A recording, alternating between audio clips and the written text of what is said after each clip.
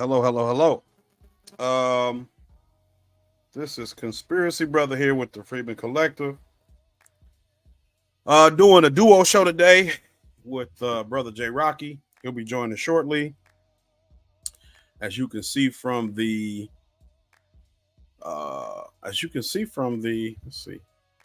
I had to move my camera around because earlier, well not earlier, but some of my videos before you saw I was kind of like having to look up. So I'm trying to change some things around, but we will be discussing Sister Girl Extraordinaire, Kamala Harris, the Democratic Party, post DNC. What can we expect from a Harris Walls administration? If anything, what is the worst case scenario? And then, kind of just the merits of the whole thing going on right now. There's a lot of, in the mainstream media, there's a lot of, bootlicks, I guess is the best way to call it. Democratic Party operatives, Roland Martin. I mean, they're coming out of the woodwork. Roland Martin, D.L. Hughley, Steve Harvey, Ricky Smiley. Some of, that's probably a group of very familiar names. You have Angela Rye, Bakari Sellers, and then even like Uncle Luke, which is kind of weird. He's a bit before my time. So I'm not even really, I don't even, off the top of my head, I don't even know any 2 Live Crew songs, if I'm being honest. I always thought that they made that My Boo.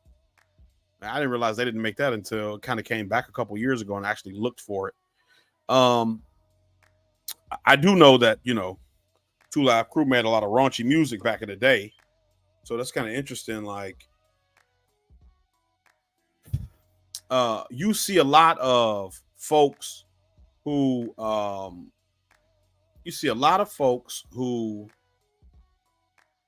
let's see, remove this banner.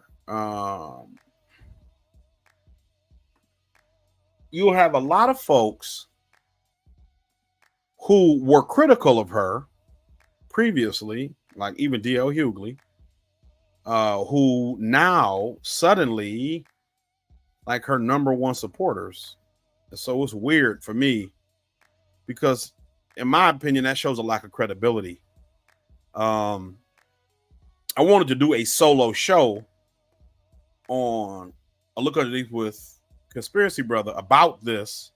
And so I might bring up some information that I've had kind of in the wings because, let's see if I find those tabs. History.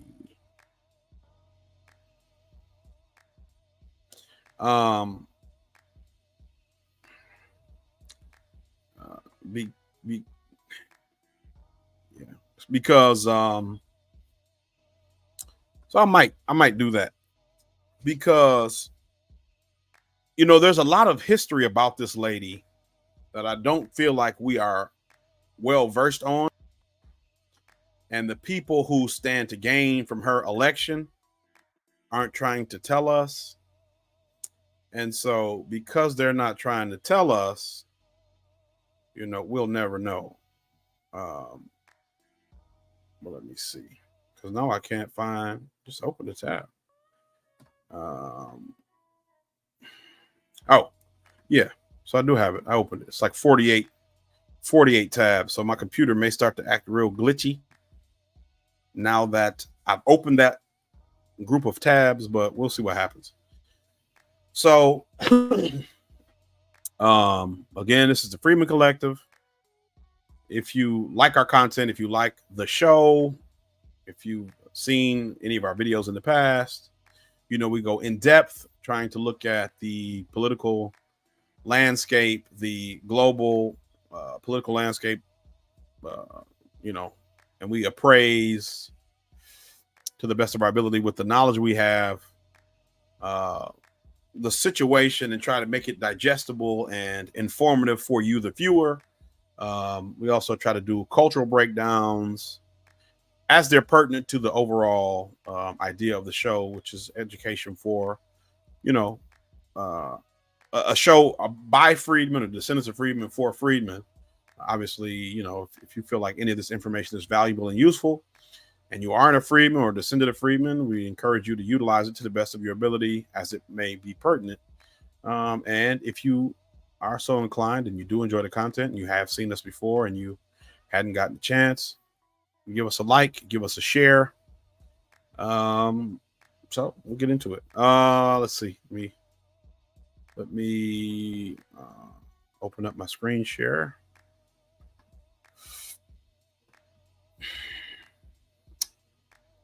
So what we've seen is really, I don't really know if I have like an order that I want to keep with this. All these tabs are going to be older tabs because I was expecting to do this show a couple weeks ago, and things came up and I didn't feel like it. But here's a good one. I'll start with this one from Politico. And it says California Democrats line up behind Harris with big exceptions. So this is old. This is going to talk about some of the holdouts. There were key. This is from Politico. I want to see. Let's see if they got any updates. So it was last updated or posted 7/21/2024. So July 21st. So it says Senator LaFonza Butler left, a close Kamala Harris ally who was appointed to the seat by Newsom, told Politico that the vice president is as, quote, as well positioned as she could be to lead the ticket forward, end quote. Now, LaFonza Butler is the lady who replaced Harris.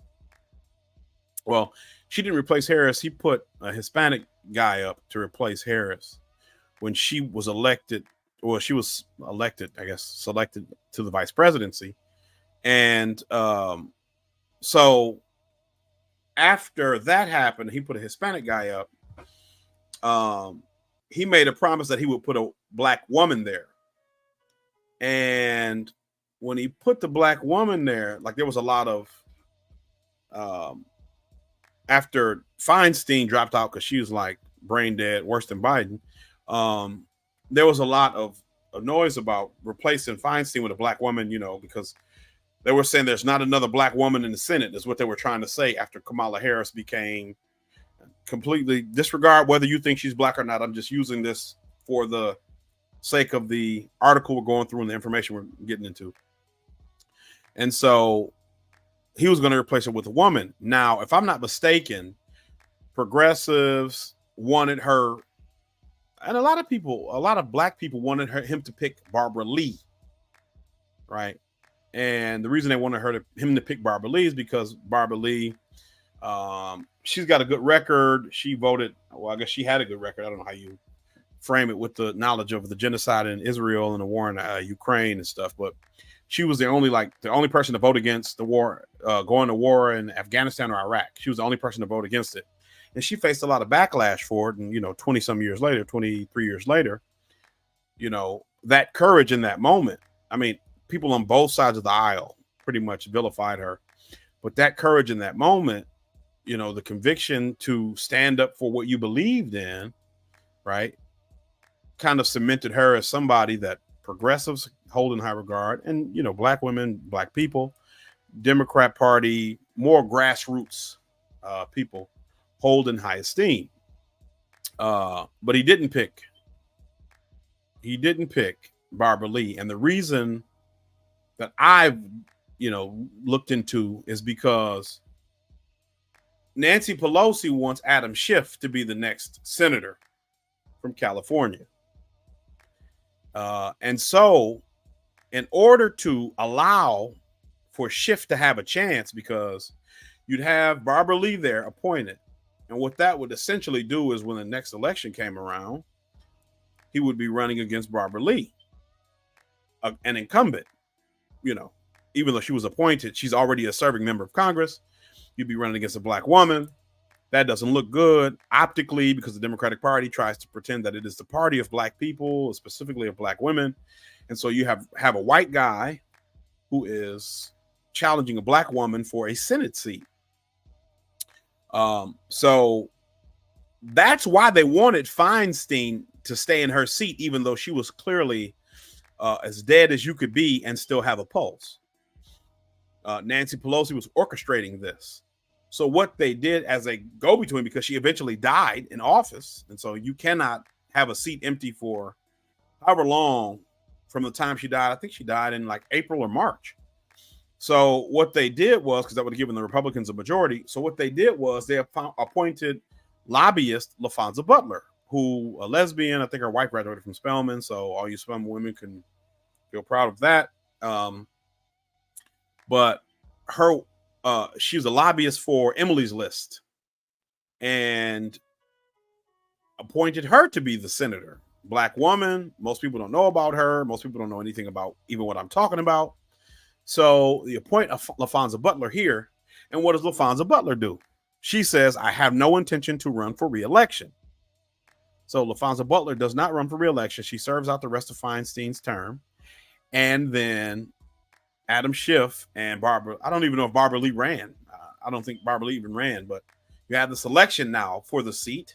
Adam Schiff wins because of his connections to the Democratic Party, the Democratic establishment. He was one of the impeachment managers at least one time for Trump.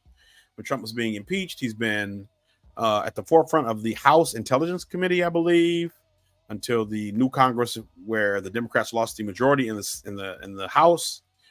And so now he's good, right? He's the essentially going to run unopposed, because I don't think there's a chance in hell that a Republican senator wins the seat in California. Oh, sorry.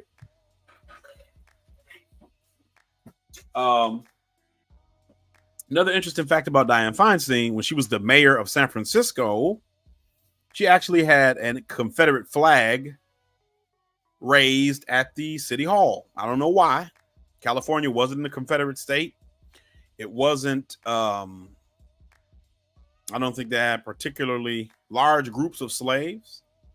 So, I mean, a lot of this is optics, right? She's also a Jewish woman, presumably a Zionist. So there is a very clear message that these people want to send. You don't hear anybody talking about that.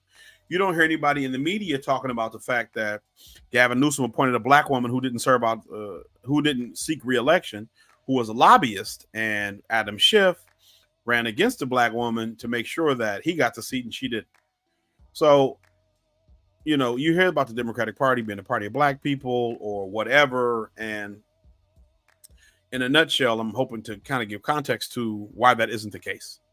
But this was, again, 7/21/2024. San Francisco, within minutes of President Joe Biden dropping out of the race, many California lawmakers and Democratic delegates threw their support behind Vice President Kamala Harris. But there were key Golden State power brokers and candidates who stayed silent, opting not to follow Biden in coronating their fellow Californian, who said she will seek the party's nomination and run against former President Donald Trump.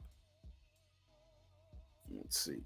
House Speaker Emerita Nancy Pelosi, who led an intra-party effort to convince Biden to step aside, somberly praised the president for putting, quote, "our country first," end quote. Pelosi's statement didn't mention Harris, a former fellow San Franciscan who shares many of Pelosi's supporters and donors.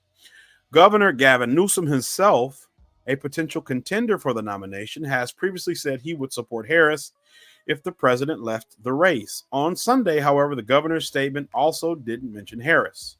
In addition, most Democrats running for swing California House seats sidestepped the vice president in their comments. Among them were State Senator Dave Min, Rudy Salas, Will Rollins, Derek Tran, and George Whitesides, who are all vying for battleground seats in Southern California. Rep. Mike Levin, who represents a swing coastal district in San Diego and Orange counties, was the only battleground House Democrat in the state to quickly endorse Harris's candidacy. Quote, "It is time to move forward with Kamala Harris as our new leader. Together," end quote, Levin tweeted. Bud Harris, a former California senator, state attorney general, and San Francisco district attorney, will have no shortage of allies boosting her candidacy from the West Coast. Senator LaFonza Butler, a close Kamala Harris ally who was appointed to the seat by Newsom, told Politico that the vice president is as, and I really think they messed up here, but as, quote, "as well positioned as she could be to lead the ticket forward," end quote. Butler cited Harris's work in recent years as the Biden administration's top messenger on Democrats' effort to restore abortion rights at the federal level. And I want to stop here. It is weird. It is uncanny. It is unnerving that the Democratic Party is only seemingly interested in they're only interested in an offering. Let's see what this is. They're only seemingly interested in offering abortion rights, right? At the DNC, they even had, if I'm not mistaken, like an abortion, a mobile abortion clinic. Let me check just to make sure I'm not spreading salacious information.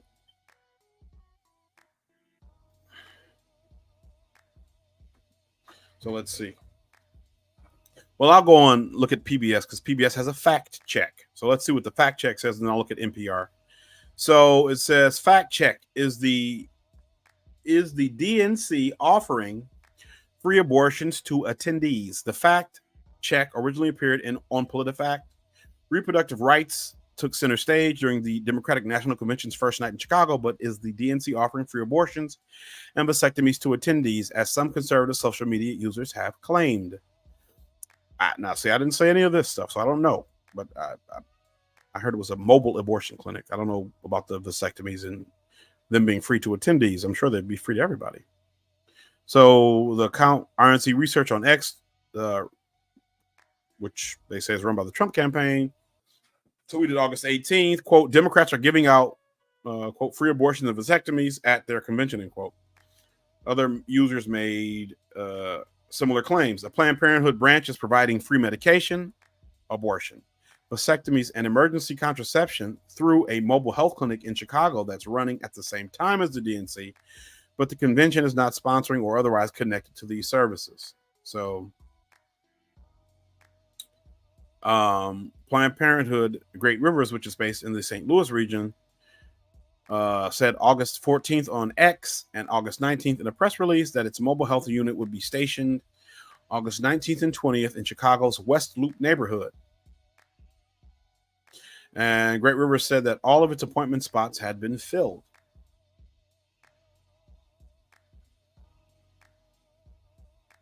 And so just kind of skimming down, the DNC is not being held in the West Loop. The event's nighttime programming and speeches are at the United Center, a few blocks east of the West Loop. So daytime events are at the McCormick Place Convention Center, a few miles south of the West Loop. So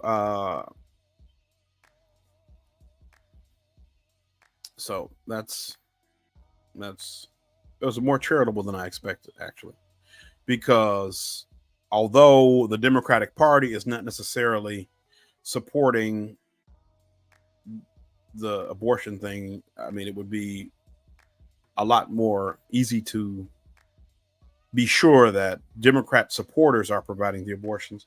But I guess that's, mincing, what do you call that? Mincing words or pulling hairs or whatever. So splitting hairs. So it says other prominent California Democrats who endorsed Harris on Sunday: Senator Alex Padilla, who replaced her, Alex Padilla, Adam Schiff, we just talked about, Katie Porter, Barbara Lee, we also just talked about, and Mayors Karen Bass. So Karen Bass was a congresswoman from California. She's the mayor of LA now, and London Breed of San Francisco. So Los Angeles and San Francisco, respectively. Within moments of Biden endorsing Harris, her California allies were already working the phones to secure support from party delegates. How the party will move forward with its nomination process was still up in the air, though some party leaders, including former President Barack Obama, are pushing for an open convention.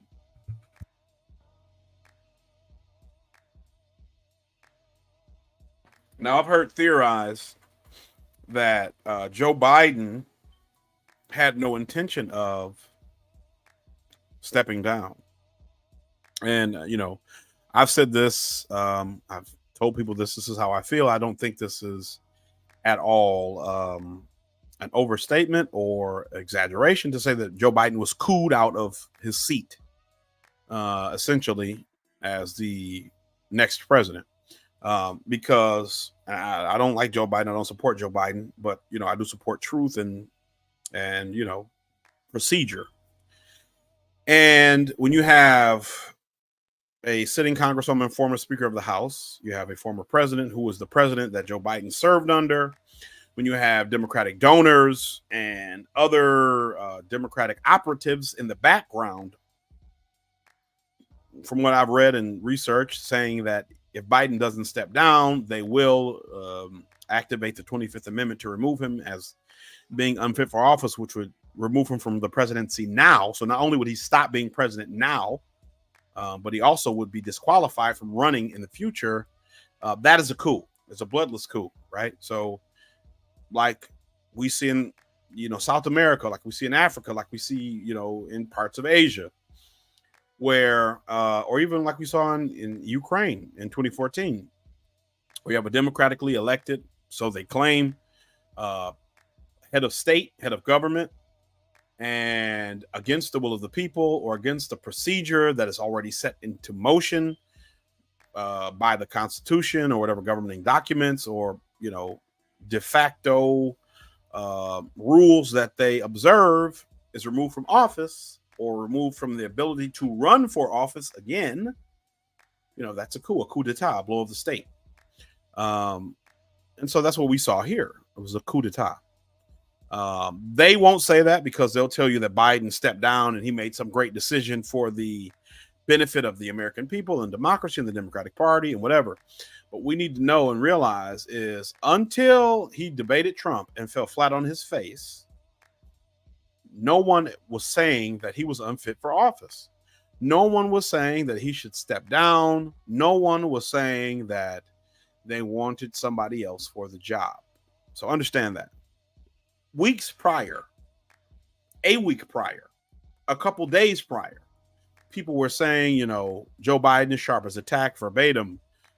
He's as good as he's ever been. Alex Mayorkas, the Department of Homeland Security Secretary, said, I've had conversations with him. I'm paraphrasing. I've had conversations with him, and he's aware. He's lucid. He knows what's going on. Blah blah blah blah. So I mean, these people have lied to us continually. They are lying to us as we speak, and so to think that you can take them seriously, that you can believe anything they say, is that's just, you have to want to be misled in that situation.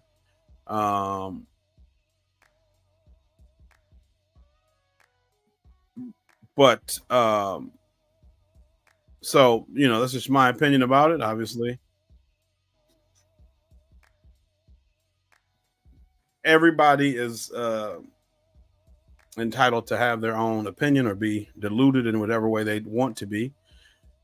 But it's clear and obvious to me that I can't find my tab. Oh no. That you have to want to be misled if you believe that here it is. If you want to believe that this was all democratically done and everything was great and on the up and up and whatever. But anyway, they forced him out. And so from what I heard reading and watching different news channels, the Obamas and Pelosi wanted to have a contested convention, meaning they did not want Kamala Harris to be appointed or anointed the successor of Joe Biden. They wanted the opportunity through a contested convention to potentially run Gavin Newsom, who many thought would be a better candidate than Joe Biden. Than Kamala Harris, because Joe Biden, here's brother Gerard right here. So here's he saying. He said this a while ago. I didn't even get the alerts. But so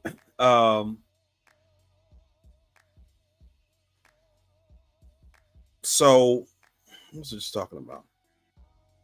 Understanding the process for removal. They wanted a contested convention because they wanted to be able to replace her with Gavin Newsom. That was the idea. They thought Gavin Newsom would fare better against Trump because she was so bad. She didn't even make a single primary. In fact, they moved California up in the Democratic primary, presumably to give her some kind of boost because it's her home state, and she dropped out. And I think they were the 5th or 6th state to go when normally they were one of the last. And she dropped out even before California, but she dropped out before voting even took place in 2020. And so she's still very, very unpopular. In 2020, she was unpopular even with mainstream Black media. So there was some hesitancy to run her this year because they did not think she could overcome her shortcomings within the Black community and the wider Democratic electorate in general. And so as Joe Biden was making his statement that he was not going to seek re-election, he was going to focus on finishing out this term and whatever, what did he do? He endorsed Kamala Harris to be his replacement. So I've heard that was kind of a thumb in the eye to Barack and Nancy Pelosi and everybody, Gavin Newsom, because ultimately the Democratic Party wants to portray itself as a party of Black people. And you have a woman who's the first Black vice president and, has the potential to be the first president. And you don't want to endorse her. We want to, jump over her for a white person, a white man specifically, that optically you had a lot of boule Black people, boule Negroes saying things like, the same way they said that they needed a Black woman to be vice president. This was completely manufactured noise, but we want Kamala Harris to be the vice president. If a Black woman is not, if Kamala Harris isn't nominated to be or endorsed to be the presidential candidate, we're going to revolt and whatever. I don't know what that looks like because boule Negroes are very tied to the system. So I don't know how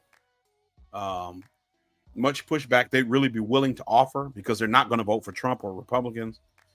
And so, you do have some who are conservative, but I'm speaking specifically about liberal boule Negroes. They're not going to switch party alliance.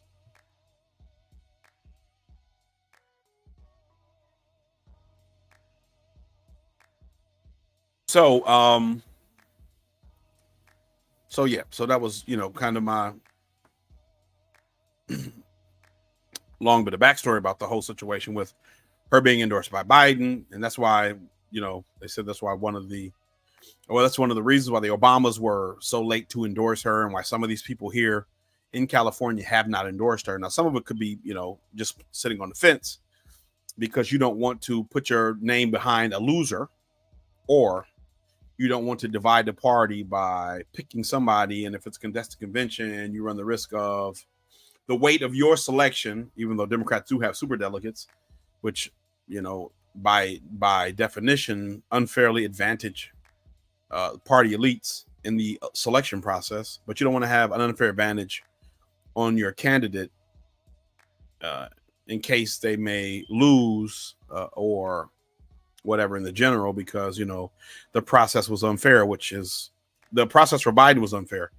70% of American voters wanted another candidate because they thought he was too old and too out of it. The Democratic Party wouldn't have it. And then at the last minute, because he was so old and out of it, they had a debate in, July or June. Um, and then after they had the debate, did they have that debate in June? I forget. But he was so bad that you couldn't help but um, replace him. And so the Democrats got to put in the person they wanted, who was basically Hillary Clinton 2.0, although she was not qualified enough to run on her own and win on her own. I mean, she ran on her own, but she wasn't qualified to win on her own because of her terrible record, criminal justice, and locking up black men and terrorizing poor families and poor and low income communities. Um, so I think that's it. Well, I could read the rest. Rep. Robert Garcia, a close friend of Vice President of the Vice President, who claimed Harris's 2020 campaign for president was among those trying to shore up delegates. He said he expected Democrats would back Harris well ahead of the party's August convention, arguing she's in the strongest position to take on Trump. There was some kind of debate in July or early June. Not July, June, early July. I forget what, but I thought it was a debate between Biden and Trump. But it might not have been because there was something going on. Either way, quote, "This is over. Everyone needs to unite behind the vice president," end quote. Garcia told Politico, quote, "She's going to prosecute a criminal. She's going to prosecute a criminal is what she's going to do," end quote. And that whole thing, to me, I'm not a fan of the police in general because of the way that they abuse our community. And the justice system in America in general is racist. Is racist, and it is biased against poor people. And when you're black in America, typically, statistically, you are likely to be poor. So we've got, two strikes against us immediately. And so this whole angle of she's going to prosecute a convicted felon or whatever, that doesn't really strike with me at all in any way that would, garner support for me. But do what they want to do, I guess. Try what works. Let's see. What other? And so,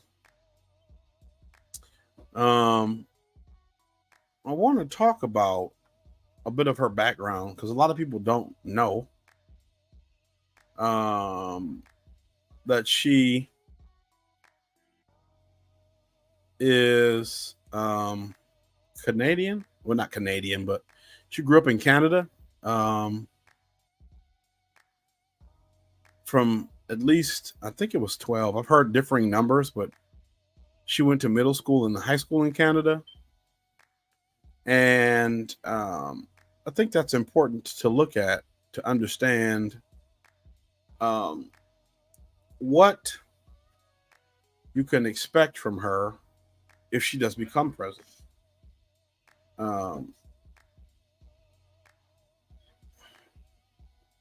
What is this? Let me see. I've got a lot of tabs open. I told you like 48 tabs. So it is like a ridiculous amount of tabs. So I'm just trying to get through them. So here is Jesus Christ.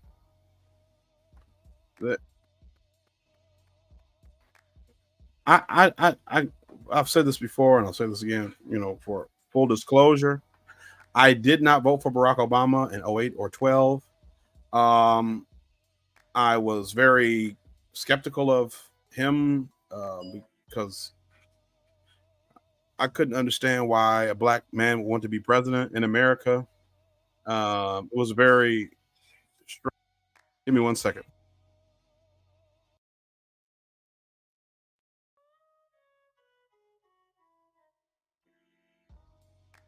Give me 1 second.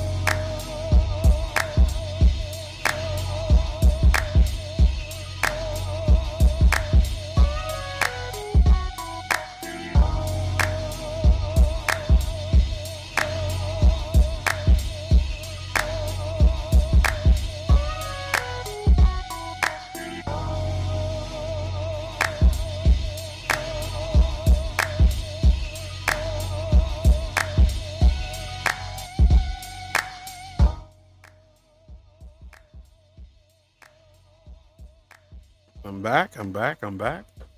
Um, so I found the video that I wanted to show. Going into a bit about who she is and where she comes from, and you can say that she was born in California and she lived there until she was 11 or 12, which is perfectly true. Or maybe I've heard she left when she was 7 or 8. But you know, 12 to 18 is a still very formative time in someone's life. So I moved when I was 11 to a new city, and who I am as a person is still going to be different than who I may have been if I hadn't moved. So I think, spending your teenage years and your young with tweener years in a different country, completely even disregarding her ethnic background, so an Indian mother, a Jamaican father, and traveling to India to visit family frequently, so completely even disregarding that, but just moving to a different country at 11, 12 years old is a big deal. So let's look at this video from the national CBC News. It's Canadian. Let's see what we see. Hopefully you can hear.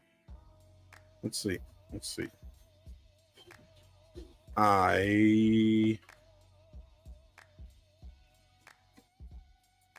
me see. I'm going to open this tab so I can see if you can hear.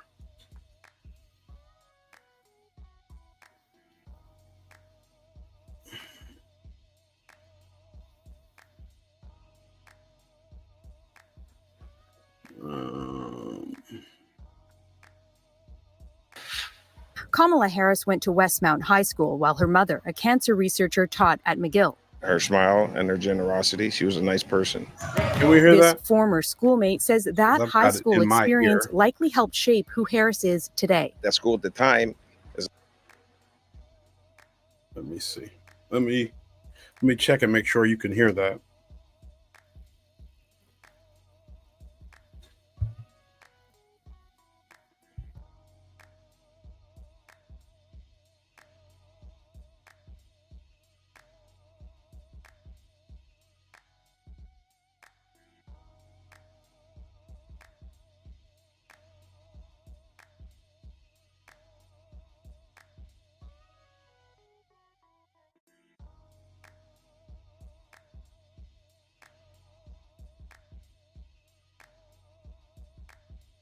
Just give me a moment.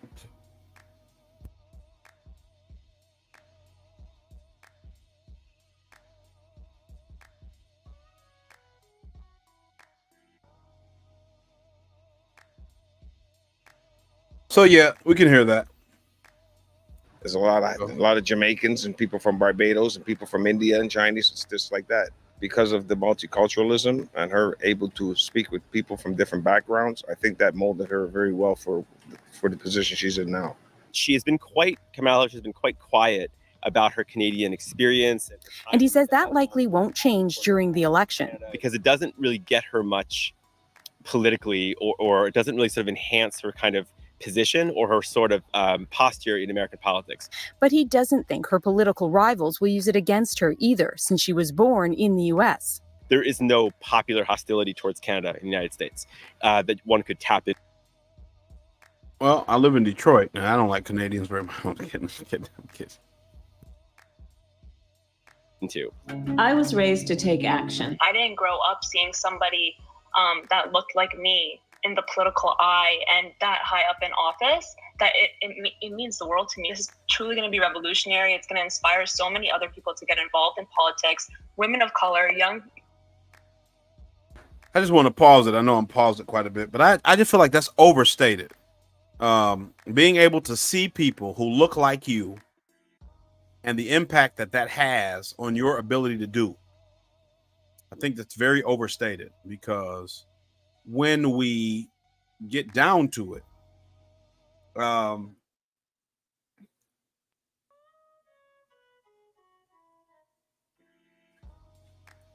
at what point does that not matter, right? White people see Bill Gates.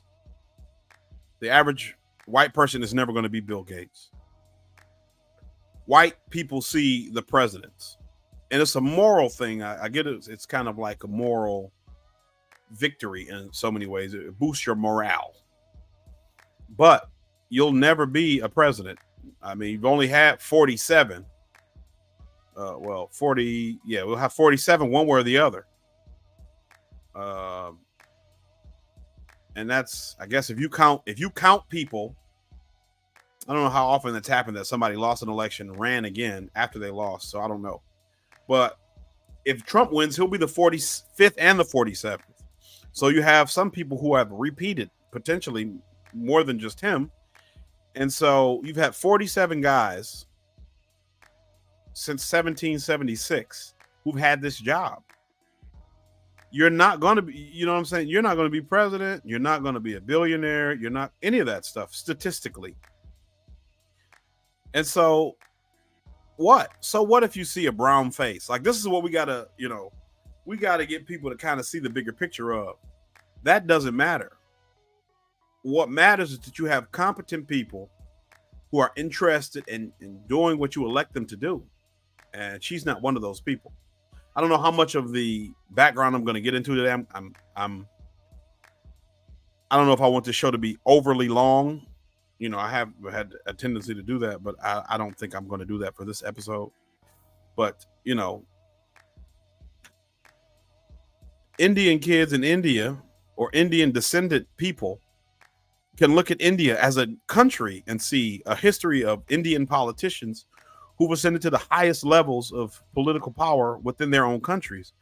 How much greater impact can that have on you than if you look as an Indian or South Asian Canadian looking at Canadian politics? That you need to see Kamala Harris, who claims to be black, right? Everybody wants you to accept her as black. You have this South Asian Center of Windsor talking about the impact, what her election will mean on South Asians, presumably. And before anybody talks about she's black because her dad is black or whatever, the one drop rule. The one drop rule is being misinterpreted. The one drop rule is not intended to positively convey or promote any sort of multiculturalism. The one drop rule says no matter how many white relatives you have, because it's meant for mixed white and black people. No matter how many white relatives you have, if you have even one black relative, one drop of black blood, you're black. You could be an octoroon, which is to say that you've got 7 white grandparents and 1 black, if I'm not mistaken. Great, going back that far, that your relatives, your greats, you've got 7 of them white and 1 black. In which case, by the time you got down to you would look very, very white. At the very least, you would not look like a typically black person. And you'd still be black. That's what one drop means. One drop means that you don't get to say, oh, I'm black and I'm Polish, I'm black and I'm German, I'm black and I'm English. And so in this situation where you want to say she's Indian and she's black, or she's Caribbean and she's Indian, whatever, that's not one drop. You have accepted that you aren't black because you are multicultural. And that's fine. But all black people in America, descendants of freedmen, immigrants, I can't speak for so much, so I'm speaking specifically about descendants of freedmen, are multiracial. We did a show about it before where we broke down the quantity of slaves in America who are the product of a white and black, typically white father, black mother, due to slavery situation. There weren't a large amounts of black men, white women in that time. I'm sure there were some, but that's not how it worked out. And so we're all mixed with somebody. Who in Africa that is not mixed looks like me? You know what I'm saying? So this idea that you are special because you're mixed, or, this kind of weird thing where you're multiracial or biracial, shows a lack of historical foundation. You don't understand the history of this country. And James Baldwin talked about it all the time, that we're related, that black people and white people are intrinsically linked in this country because we are family. We have already lived together. We share something greater than space, but we share blood. We share a history, a lineage together because of how many of our ancestors, females, were raped, and even some of the males were raped by slave owners throughout this process, throughout our time in this country. So, you're not a unknown quantity just because your mixedness or multiraciality is closer to you than mine might be to me.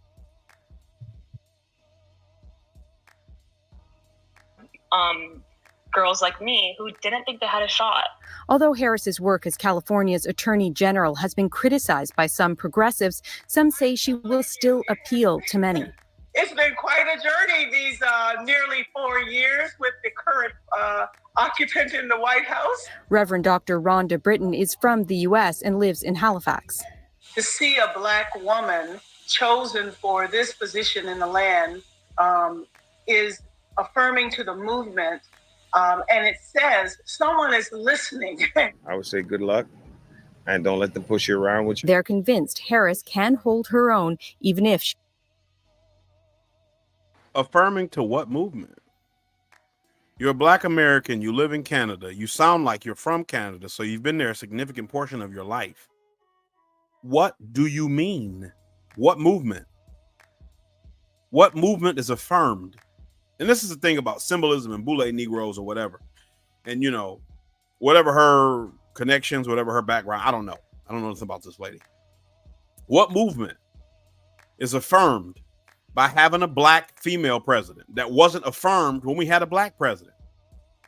Black home ownership rates fell under Barack Obama to levels before the Civil Rights Act, before legalized desegregation was ended.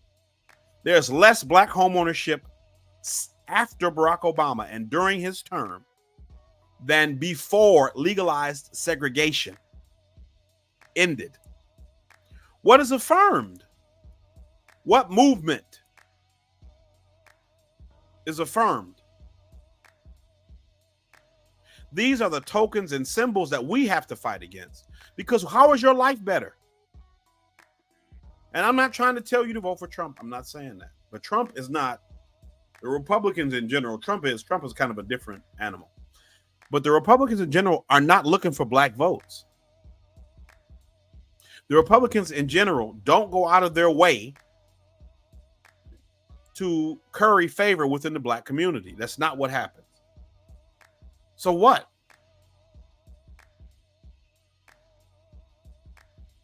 What are we looking at? What are we trying to do? What is the affirmation people are looking for? It's empty symbols. It's tokenism. It's empty rhetoric. You just want to feel good about yourself. Even if everything, now, again, I can't speak for her. She's in Canada. I don't know their situation. But even when the world around you is falling apart, you want to feel good about yourself. I had an interesting story a couple years back. My house was being assessed for taxes. And I live in Detroit. There's some nice neighborhoods, there's some up and coming neighborhoods, but majority of places are still, they're not up and coming. So my neighborhood is kind of a mix of development, of restoration, and dilapidation. So they were trying to increase my taxes by an astronomical amount. And so I had my wife take pictures of our neighborhood. The house across from me, the house to the side of me, my corner. And so when I went to the board, the assessment board, I said, I've got these pictures. I handed them out. I said, can you pass them around just so we can get it? I said, what about my neighborhood says to you all that my property taxes are justified to be increased? How has any of this increased the value of my home in such a way that it would allow for my property taxes to increase? Can you explain that to me? And, we talked and went through the pictures and everything, and they eventually lowered the assessed value, because I said, how was my home value improved at all from the time I bought the house to now, given these pictures that I'm showing you of the neighborhood? I said, I'm sure. So the assessor, not the assessor, but one of the board members said, are you saying that you think that you overpaid for your house? And I said, yes, 100%. But I needed a house because I have a family, and I don't want my family to live in an apartment, because there's not an apartment that we can afford that will accommodate the size of our family and the stuff we have. And so, that was the process. But is your life better? Is your neighborhood better? Is your community better? Are things better for you? What are we saying when we look at our political officials, our elected officials? Brother Jay Rocky is here now. What are we saying? Hey, what's going on, brother? What's happening, man? What up? I was just talking about, I was going a little bit about her background. We can kind of shift, because I know you wanted to talk more about the DNC and that kind of stuff. I was just pulling up some information I had about her past. I'll end it after this video. If you want to screen share, I'll give you the screen share so we can, or if you have anything or any articles you want to do. But yeah, I'm essentially, the lady, I don't know if you got to hear her. She was a reverend. They say she's a Black American, but now she lives in Halifax. Sounds like a person from Halifax, born and raised, to me. And talking about, a Kamala Harris presidency would be an affirmation of the movement. And I'm sitting here saying, what's the movement? What movement? When you Black in any city in this country, in any state in this country, go outside and look at your neighborhood. Is your neighborhood in a position where you feel like you live like the white people live? And I'm not talking about the best of the white people, just the white people who make the same amount of money as you. Do you feel like your quality of life, the neighborhood you live in, is the same? The answer for me is no. Well, for whatever reason, the answer for me is no.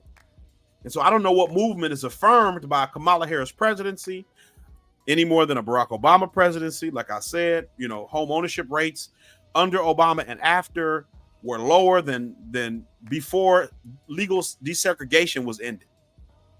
So, what are we happy about? What are we, what is affirmed by having these Black faces in high spaces or high places? I'll even put Black in air quotes, because they're not Freedmen, they're not FBA or B1 or ADOS, none of that. You know what I'm saying? You have a group of people who immigrated to America, and seemingly, as a rule, the Black people who find, the highest levels of success in this country are either immigrant Black people or a mixture of immigrant and some other ethnic group. It was notorious in the Obama White House how many of the Black people on his staff, in his administration, either had a white spouse or they were foreign. But you look at Colin Powell. I got into a thing with somebody. I don't know, you can't tell about people on the internet because you don't know what they are or what they look like. But they were talking about, Colin Powell wasn't Black, but whatever. And I said, well, Colin Powell didn't do nothing for Black people. Like, Colin Powell is not I know you have a background in the military, so you may have a different opinion. Mm-hmm. But like, Colin Powell wasn't an icon for Black people, besides the symbol of, you got a Black 4-star general or whatever. But like, and he wasn't Freedman either. I think his heritage. People Jamaican, yeah. Yeah. I don't even think. I think both of his parents. I don't even think he had one that was tied. And so I don't know. I don't know what he's supposed to contribute to the overall morale of Freedmen, right? I don't know what that's supposed to do. Right. Having him be a 4-star general, like, I don't get what that connection is any more than you having a Black president, or now they want you to believe that somehow a Black woman president, Black, is able to improve the condition of Black people in this country any more than when Barack Obama was president.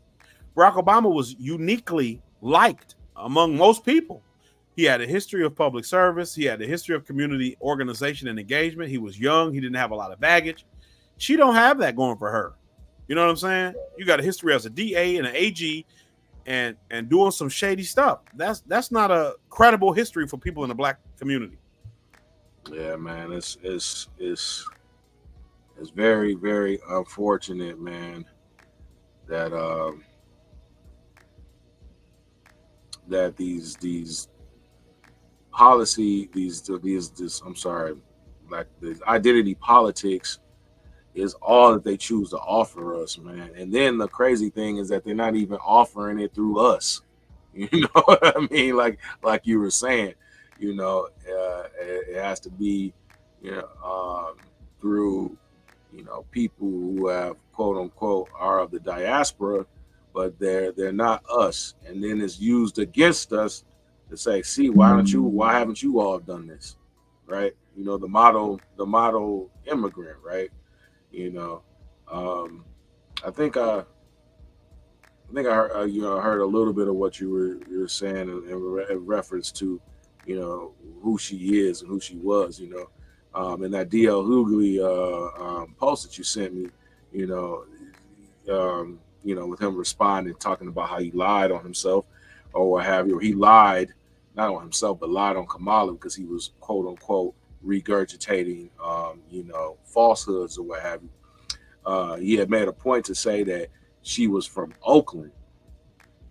Well, she was born in Oakland, but was she really from there? When her parents split, wasn't she like 6, 7, 8, something along those lines? And their mother took her to Canada. So like for her most formative years, she was raised in Canada. You know, to me, for me personally, my most formative years of who my very, very core identity was when I was in high school.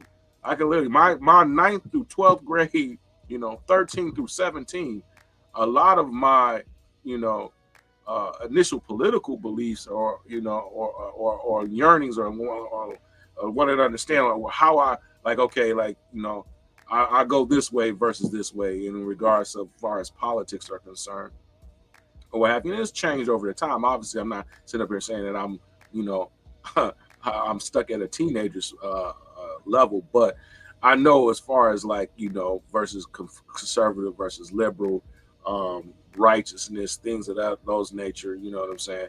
A lot of those were, for me personally, were found in those years. I went to a predominantly white high school where I was a minority, and so that was very formative of me understanding racial politics, right, as well, right, and then joining into the military. Anyways, the point being in all of that, she did that in Canada. That's way different how that looks and projects in Canada than it does here in America, right? And even the region is different. How that looks in Detroit, you know, how multiracial it looks in Detroit, or the Detroit metropolitan area where you got Arabs and, you know what I mean, and all other different ethnicities, looks a lot different than it would be in Northern California, right? Where you have Samoans and Asians and, you know what I'm saying, how that mix in, and Mexicans, right? You know, that even inside of the United States, you could say it's not the same, let alone a whole different country and how that. So that's why she does, you know, she had to, her ties to the Freedmen are superficial, you know, was when she was in college, right? When she became Alpha Kappa Alpha, right? You know what I mean? Her sorority, right. You know what I mean? And that's much later on in life, you know, and that's why they say she's a chameleon, you know what I'm saying? Like, you know, it's just unfortunate, Stig. You can go ahead, man, and pick up. I don't have any articles today, man. I'm kind of just, you know, riffing off of what we've been talking about. I can pull up that DL Hughley video too, just so we can get some context to what we're talking about. Right. But yeah, it's wild because, like you said, right? And I said this, you know, I moved when I was 11. Mm-hmm.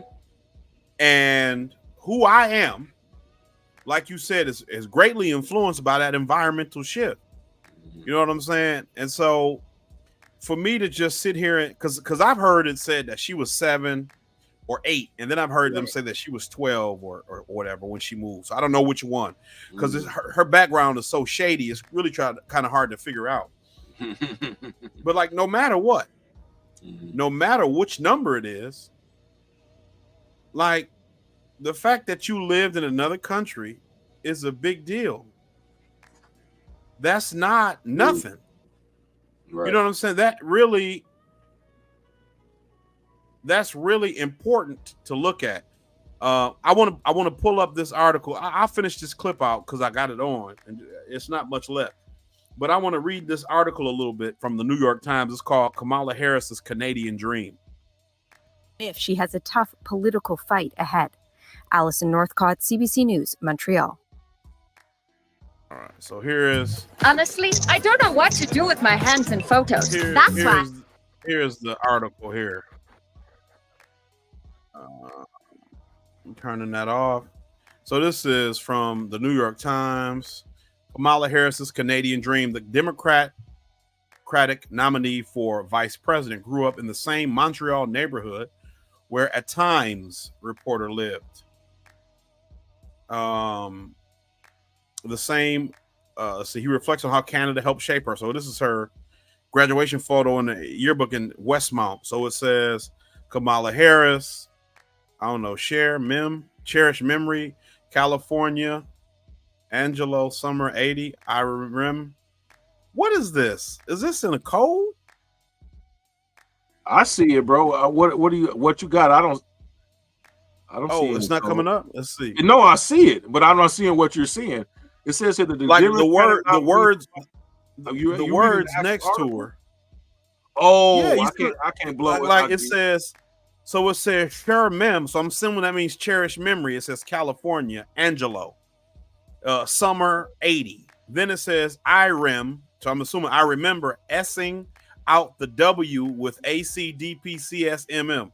What is this? HAP is making long distance phone calls to AM.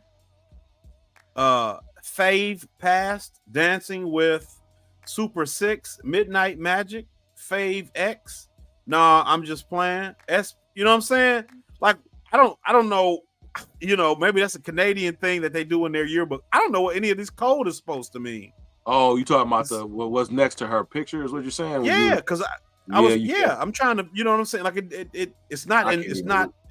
it's like a code or whatever. Right. It's abbreviations, and so that did me absolutely no good. I can make some things out, but Dan Belevsky. Hi, this is Dan Belevsky. Mm-hmm. He's talking like he called us. A Canada correspondent for New York Times based in Montreal, where Senator Kamala Harris. So this is from October 9th, 2020. Spent her oft overlooked teenage years.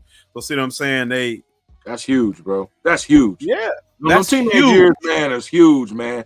That 13, that's who you are. 18, 19, bro. That's really like you develop because you separating from your parents. You know what I'm saying? Like you separating from your parents. You're around your own peer group. You know what I mean? You're really are developing who you are. You know what I'm saying? Not to say that people can't reinvent themselves past it, obviously, but I feel like that's hey, let's say this. You could make your life and you could screw up your life all in that, you know what I mean? You could set yourself really far back and you can set yourself really, really, really well, depending on how you do between 13 and 19. You know what I'm saying? So that's huge, bro. Yeah. I mean, and that's it. Says during Wednesday's U.S. vice presidential debate, Ms. Harris, a former California attorney general, prosecuted her case against the Trump presidency. But for the past month, I've been trying to understand a different Kamala, the disco dancing adolescent shaped by her formative years at a multicultural high school in Montreal in the late 80s. The assignment had particular resonance for me because my childhood intersected with Miss Harris's. While I didn't know Miss Harris, I grew up in Montreal near Westmount, a few blocks from where she lived with her mother, Shamala Gopalan Harris, and her sister Maya. I was in high school around the same era as Miss Harris, and my father, a kidney specialist, worked at the Jewish General Hospital where her mother did pioneering breast cancer research. We also share another connection. While young Kamala Harris was channeling Diana Ross in an all-girl troupe in which her nom de disco was Angel, I was pretending to be John Travolta, clumsily twirling my older sister to the soundtrack of Saturday Night Fever. Two themes stood out as I was reporting the story. One is the infinite influence of mothers in shaping who we become. The other was how the Canadian model of multiculturalism, in which you talked about, in which we are a part of a mosaic of different cultures rather than a melting pot, embraced a young American girl homesick for California. So it says Miss Harris's mother, born in India, had divorced her Jamaican-born husband, a Stanford economist, by the time the family arrived in Montreal when Miss Harris was 12 years old. So there you go. So that means she got in there and what? Mm-hmm. She graduated from high school in 81. Is that what that said? Yeah. So she would have been 12, and if she got there in 81. How old is she, man? She's 60 something. Yeah. She's pretty good looking. Was she born? I thought she was born in 64. She was born in 64. So hold on. That's what I thought. Yeah. So that would have been 76. She's 50 something then, right? Well, let me see. Because I thought I'm not good with math in my head. I gotta write it down or so they say calculator. Let's do a calculator. This is a calculator. She's 59. Right? She's 59. She'll be 60 in October. Okay, that's when her birthday is. October what? You know? October says just October 20th. My father's was October 16th, so that's why I was kind of I was kind of curious. Yeah, okay. So it says in Montreal, Dr. Gopalan Harris had her own laboratory and worked 10-hour days on weekends. I discovered an 85 article in the Montreal Gazette on leading female scientists in Canada, which she was profiled. I don't want to go through this whole thing, but here's her again looking like a cast member on Degrassi. Yeah, Degrassi Junior High. Yeah. I used to watch that on Channel 9, man. Yeah. The funny thing I love, I posted this a while back. They was like, hey, if Drake is not like us, well, you sure as hell, right? Harris can't be not like us. Right. Because Drake daddy is a Freedman. Right. And he got a Freedman father. You know what I'm saying? He came to visit his family down south. Right. Yeah, bro. Yeah, the mental gymnastics people are doing and choosing to put their head in the sand, because even when you present them with the information, it's just, oh, I can't have Trump. I just went through this with my mother yesterday. So it doesn't matter what you say. Honestly, here's what I believe. You know how they talked about they said Trump said he could shoot somebody in Avenue. I believe the same thing with Harris and them right now. It's even worse because he was talking about one person. There's a whole genocide going on where multiple babies and women are, you know what I'm saying, and no one seems to, we just can't have a Trump. You know what I mean? Let's just get out of here, bro. But anyways, go ahead, man. I'm trying to find that D.L. Hughley. But that's the thing for me. It's like, what's the difference? Yeah, what's the difference? It's even worse, in my opinion. That's what the point that I was making to my mother. Yeah, I was like, it's worse to me. You know what I'm saying? Because these people have had years upon years. Trump was only in office for 3-something years, bro. You know what I mean? Because you know what I'm saying? Like, really, it's a 4-year term, but truthfully speaking, you really only get 3 years. Because that lame duck year, you really ain't got nothing. That last year. I don't even know how much legislation usually is even passed in a president's last term. Not much. Generally, it's not much. Right. And so, yeah, bro. I mean, and he was constantly imbued with, with all those, impeachments, things of that nature. So he didn't really have a lot of time. I mean, the biggest impact was the fact that he was able to fill up all them judges at the federal level. And obviously the Supreme Court, he appointed 3 judges, you know what I'm saying? And that was only because the Democrats allowed the Republicans to punk them. You know what I mean? Right. Like they allowed them. And that's what they do, though. They try to act like, oh, we wanted to fight back, but whatever the case, we couldn't do it. Controlled opposition. Yeah, that's all it is. Mm-hmm. You just control the opposition. Whatever you say or whatever you're doing is not really with the intention of fighting back or pushing back in any way. And that's why It is I just, go. I'm sorry. Go ahead, brother. no, you're good. That's why I feel that they are most egregious between the two parties, because we already know where the Republicans are. We already know that that's nothing for us. You know what I'm saying? We already know that's the conservative right, party. But the irony, or you know what I mean, the heinous. That was Mark Morrison in Return of the Mac.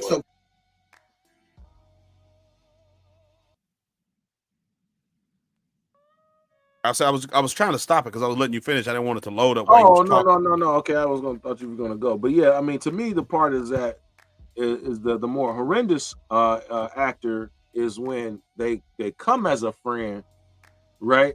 You know what I mean? But at the end of the day, you know what I'm saying? They're giving you nothing. They're chopping you up. You know what I mean? They're leading you to your demise, all while we pretend. To me is much more insidious. Yeah, and it's than an effective the evil. outright devil that's letting you know, hey, you know what I'm saying? I'm here. You know what I mean? That's usually how usually the devil doesn't show himself that way. You know what I mean? And in most stories, right? Even in the Bible, the different religions, you name it, right? The evil guy don't come with the fangs, and you know what I'm saying? He waits to show you that after you've already, sold yourself to the devil, sold your soul, whatever the case may be. And that, to me, that's what the Democrats represent, because they pretend to be, and all at the same time they just, collectively as a people, they're selling us up the river collectively, only to get worse and worse and worse and worse, while they're bringing in, while they're bringing all these other things, to our community, trying to get us to accept, the ABC agenda, the freaking, how they trying to make that us like that for us, man. The gender wars, you know what I'm saying, with feminism, and how, you know what I mean, that was brought upon, like, that wasn't the conservatives that brought that to our community, bro. And we can go on and on, but yeah. Well, see, and just to kind of go along with what you were saying, when you look at the way the whole effective evil thing works, like that people have said to me, how come you guys don't ever criticize Trump? And it's like, are you voting for Trump?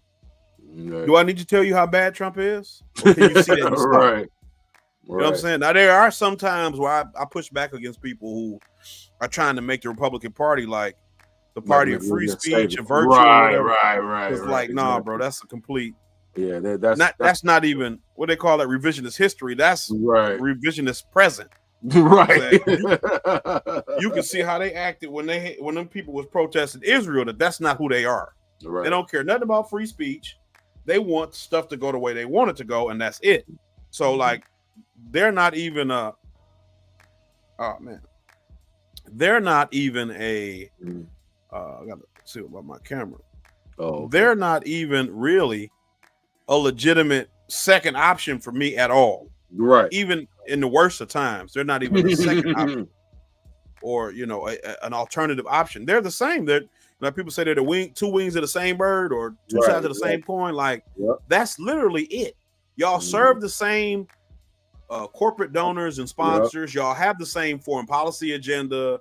Y'all have the same domestic policy. The only difference between Republicans and Democrats is like abortion and like the degree to which they want to see gay stuff in public. Because like, most Republicans aren't saying like, hey, we need to ban gay marriage. No, they're not. They're just saying like, we don't want to see that stuff in public. That's about it. Where Democrats is like, hey, we got an abortion van. I did a little thing 2 blocks east of the United Center. You can go get an abortion. Right. You know what I'm saying? Even though they say it wasn't technically sponsored by the Democratic Party. Like, come on, bro. Planned Parenthood is not a Republican sponsored group. Right. I mean, it was very clear that was meant to look as if that was part of it was all together. Because if not, then you would have just asked people, Planned Parenthood to maybe, put that in a less, conspicuous area. Yeah, conspicuous. Yeah. That. But see, the thing for right. And see, that's the weird thing to me. Like, look, I support people's right to make a decision for themselves. You know, I ain't trying to have no abortion. I don't want my wife to end up having to have no abortions unless it's like a medical need or something. You know, like health and safety related. But if that's what you want to do as a person, hey, do your thing. However, I do think it's strange that's the only policy the Democrats is offering. It's the only thing they're talking about. Like, bro, y'all don't want to give people nothing else but abortions? Right. You trying to just get people? That's it? Let me see. My screen is supposed to be blank. It don't really matter, but it's supposed to be blurred. It ain't. But there there it is. Yeah, I just blur it just so it's like not a lot of noise in the background, but it ain't like nothing, you know, just a map. But yeah, it's just weird. It's just weird that that's the only policy they're really pushing. Like whenever you hear anything, and like after, because I mean, like here we had an election on that. What in 2018 or 2020 we had an election on abortion, about whatever you know, abortion, whatever. Yeah, it passed here in Michigan. I'm not saying like you know, get rid of. It was good to get rid of that old law or what have you, right? Yeah, I was on the books after the Roe v. Wade was overturned. Yeah, it was meant that probably had to be 2022 then, because Roe v. Wade was overturned. Yeah, that might have been. But like we voted on, a lot of states have voted on, a lot of states, which is what they say, bring it back to the states, let the states decide whatever the policies are. I mean, if you live in a state that don't support abortion or whatever to the degree that you like it, move. And I know it's not that simple, but like, that's how the country set up. Yeah, that's how the country. That's how it's set up. That's how it was set up. They chose to have a federated, instead of a central government, and the whole idea was that states were to have their own sovereignty. That's why we call it the United States of America. They were supposed to, each state can have its own test bed of how they do things, and if other states choose to adopt it, they can adopt those measures. I believe, even though they went against 50-something years of precedent, the precedent was wrong. And when it comes to Roe v. Wade, because the Constitution gives you no more right to an abortion than it gives you the right to drive, which are two things that are very, very serious that we do, right? But we don't have a federal right to drive at all. You know what I'm saying? Sorry. Well, I would even say because they tried to do on the Fourth Amendment, right? The whole right to privacy or whatever. And that's such a flimsy thing to put it on, because I don't have right to privacy from work. Everybody who applies for a job that gets drug tested, you don't have a right to privacy to say, hey, this is whatever I do in my personal time is none of your business. Yeah. You know what I'm saying? So it was the original decision to make abortion a constitutional right was legal jujitsu, and that's where you started. That's where the term activism, judges not interpreting activist judge. Actually, right. Not interpreting the Constitution as the words or the intent of those who framed it, versus trying to bring a modern spin to it, and so on and so forth. And then the craziness of all this, why this even makes sense, is why this is relevant, is that they, for the most part, they use the 14th Amendment, right? Equal protection under the law, and some other statutes of the 14th Amendment. Everything has been used by has been allowed or justified by the 14th Amendment, except for the people that it was meant for, right? And now it's even weaponized against us. And the 14th Amendment was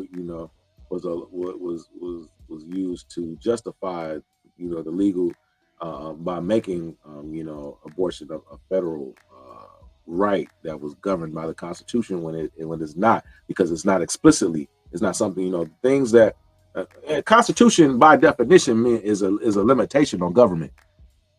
A lot of people don't understand it. We go by saying it's the law of the land, but no, when for instance, like England is a constitutional monarchy, right?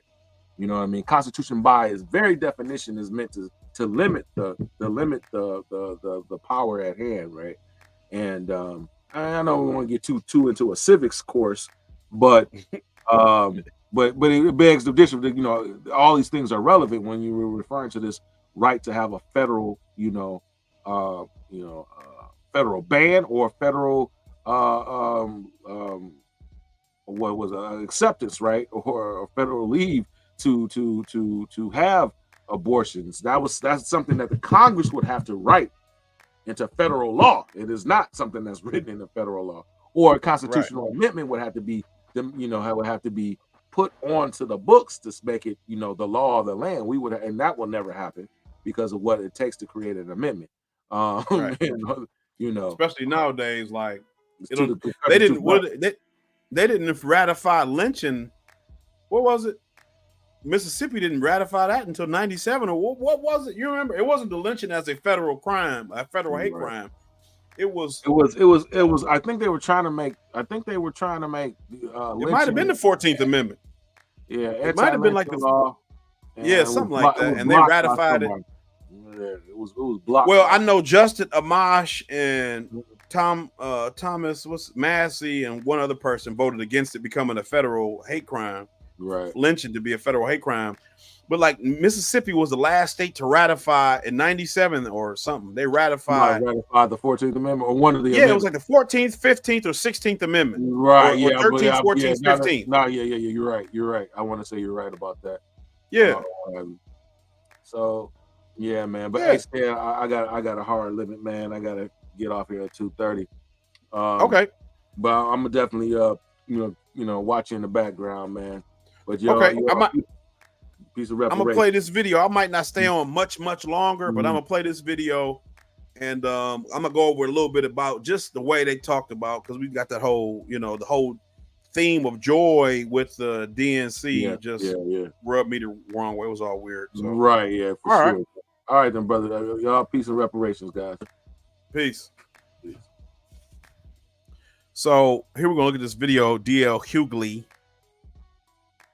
saying he said some wild stuff. So it says, here's some art of dialogue. D.L. Hughley admits he lied about Kamala Harris and says we are not the same if you say you're not going to vote for Kamala Harris because she has a white husband.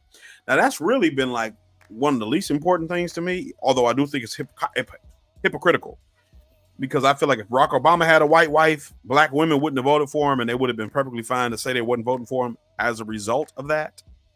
But it is what it is. That ain't even, that don't help, but that don't even faze me. I wouldn't.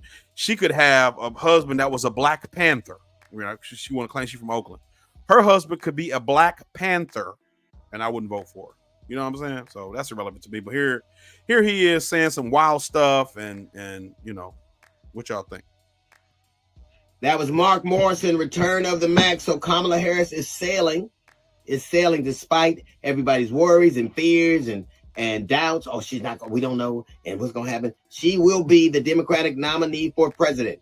She's already secured enough delegates to be the nominee, and she has done that before she even has a vice president that she's chosen yet. I have said before, I used to repeat. And just think about that. You got a woman to get the delegates to become the president before she even had a vice president picked.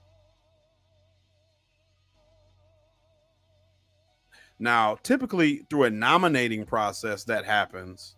So, I mean, the timeline ain't super crazy, but it is crazy because it's such a crunch time and everybody jumped on her, behind her, and you don't know who her vice president is. I mean, we could talk about the vice president another time because maybe we'll talk about it today. It's just, that's weird too. So here we go. To repeat some of the same things ad nauseum that people are right now. Oh, she blocked up a lot of black men. I lived in this state my whole life. So just to read this tweet from D.L. Hughley from 2019, Kamala Harris flames out. Black people didn't trust her, and they were wise not to. As he said, a lifelong California resident. And this is what he said in 2019, December 16th, 2019. Whole life. I had an occasion to talk to her on several occasions. I accused her on this radio station, on this network, on the same things that people are doing right now. And once I did my research and research isn't finding answers that edify the perspective you have. Research means generally that you want to disprove the thing you believe. That's what researchers try to disprove what they already believe to be true. And it's not trying to edify your perspective and find things. Kamala Harris. I want to repeat that, because is that accurate? Is that what you do when we're trying to do research? Let's see. He only got a GED. I mean, I ain't like much above him, but I do have an associate's. It took me 11 years, so I would call that a doctorate of associates. But but let's hear that again. Researchers try to disprove what they already believe to be true. And it's not trying to edify your perspective and find things. Now, is that what they do?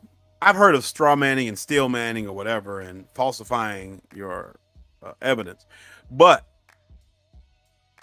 do researchers try to disprove what they believe to be true, or do they try to, you hypothesize, you state a hypothesis, then you investigate your hypothesis, then the investigation is replicated. I need somebody. I don't have many people watching, but my wife is a scientist.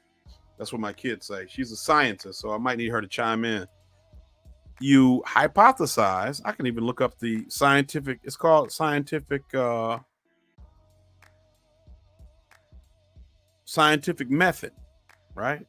The scientific method. So the scientific method is a logical approach that scientists have used since the 17th century, so since the 1600s, to gain knowledge through observation and experimentation. It's a process for objectively establishing facts by testing hypotheses. The basic steps of the scientific method are, so there's 7 steps. Define a question, make observations, form a hypothesis, make predictions, conduct an experiment, analyze the data, draw conclusions. Nowhere in that, and again, it is a basic representation of the scientific method. Nowhere in there does it say falsify your beliefs.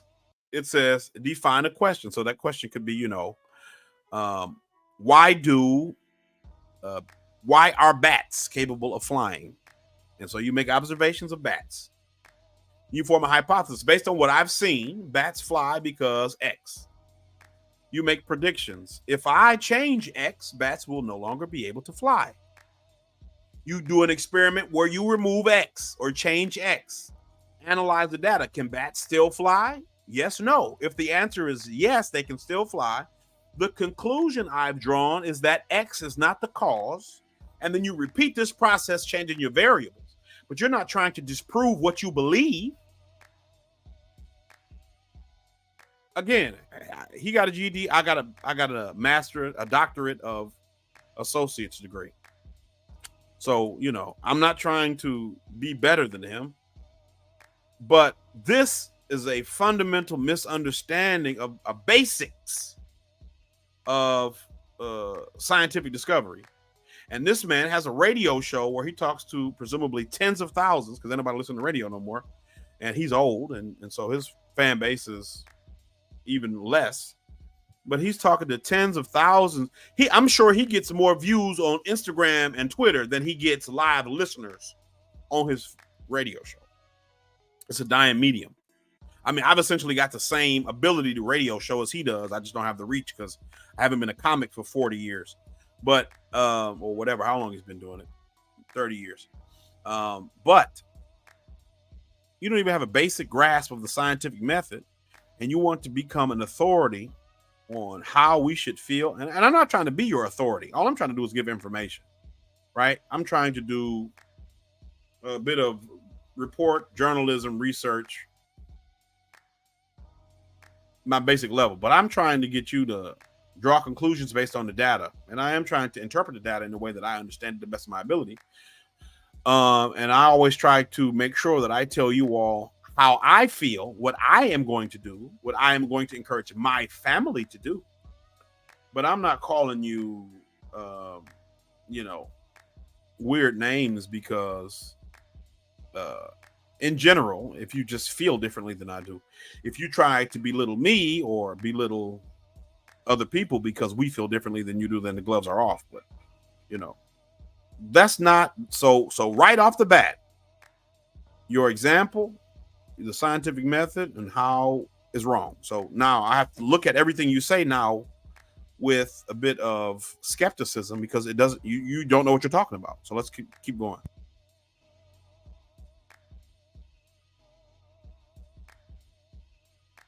I think Kamala Harris did not, in fact, lock up the thousands of people that I said she did.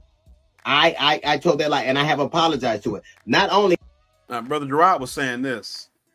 Why would you say it was a lie? Because a lie implies that you intentionally and maliciously said something wrong. So let's let them talk a bit, and then I'll stop. have I apologized? I've said to her, not only am I going to keep apologizing because I think it did that much damage, I am going to do what I can do to make sure you become the 47th. At this time, I said to her when I apologized, I'm going to make sure. Now, this is a complete aside, but doesn't it seem like he might be on something? Like he might be high on something? Like not weed, obviously, because he's too jittery for that, but like some kind of upper, I don't know, speed, cocaine. I know heroin makes you sleepy, maybe meth or something. Like, you know, obviously this is all just speculation. I'm not trying to, but his actions is very, like, it all seems more than insincere. It seems like fueled by, you know, a guy who is on something. It don't seem just like, hey, you know, like, why are you talking this fast? Why are you so jittery? Why do you have on black sunglasses inside in a dark room? It's all weird. To make sure you get elected. I didn't say re-elected. I said elected. And now here it is, that opportunity. To me, that is divine. That is something that's supposed to have happened. I know he talks fast or whatever, but here we're going to get back to the point I was trying to say about what he said earlier. Why would you say you lied? Because lying implies a malicious intention to spread a falsehood. That's how I understand lying to be. You're intentionally saying something that's not true. That's like the whole debate about mis, dis, and malinformation. Malinformation are things that are true but inconvenient for those who they're told about. Misinformation is when you say something wrong but not intentionally so, and disinformation is when you intentionally spread false truth, right? Even that's a weird euphemism, but the lies. So misinformation is when you lie accidentally, and disinformation is when you lie intentionally. And again, like I said, lying, just for, you know, the way we use it in everyday speech, I look at lying as an intentional decision to say something that is not true. Why would you say that you lied when she locked up thousands of black men, even though, you know, the historical record shows that that was true? It isn't a lie. It isn't a falsehood. It isn't a whatever. You are in fact lying now, but why would you say you lied? That's weird. If you are the people right now who are misquoting her record, we are not the same. If you believe that her locking people up from weed is worse than a man who says he wants to give dope dealers the death penalty, we are not the same. If you want me to remember her past but not Trump's past, we're not the same. Again, what he's saying now to you, to us, the listener, is that if you believe now the lies that I told, because he said he's a liar, I didn't. If you believe now the lies that I told 5 years ago, we're not the same. You're worse than me. Because even though I spread lies, he's saying they're lies, I'm not. I don't believe them anymore and I've renounced them, but you still believe them, so you're worse than I am. What?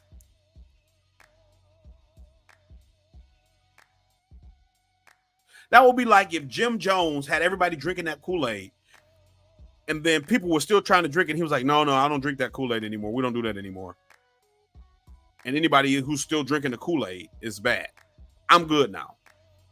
You killed all these people already. All these people have already drunk it. You can't condemn the people who are still fighting to drink it because they believe that what you said the first time was true, even though it was in fact lies. And you have somehow enlightened yourself to realize that spreading these lies and falsehoods is not a good thing to do. Y'all are not the same. You're right. We're not the same. I have integrity. You don't, apparently. Whoever pays you the most, apparently, is who gets your support. If you want to remind me of her record, but don't want to talk about Project 2025, have you ever noticed the same black people that want to tell you? Even that, when he said, oh, Trump, who want to lock up drug dealers, who want to give drug dealers a death penalty.